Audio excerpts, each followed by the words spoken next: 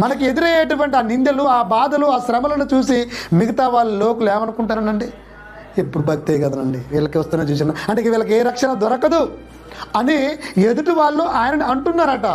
అలాంటి అంటున్న సమయంలో ఇంకా ఎంత కుమిలిపోవాలి చెప్పండి. తను కూడా మనిషే కదా. అలాంటిలో ఒక మనసు ఆయనకే ఉంది కదా, ఆ మనసుకు ఇంకా ఎంత గాయమైపోతుందో చెప్పండి.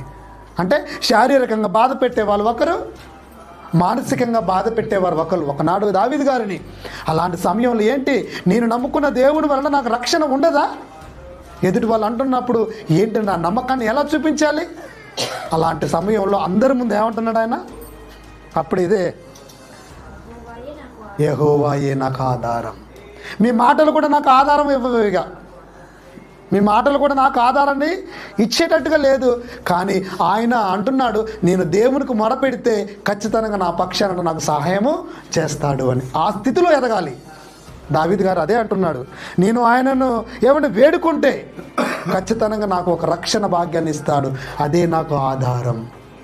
ఏమండి, మన భక్తి జీవితంలో ఒక దావీదు గారిలా ఇలాంటి నాకు ఈ సమయంలో నాకు ఆధారము దేవుడే అని మనం చెప్పగలుగుతున్నామా? చెప్పగలగాలి.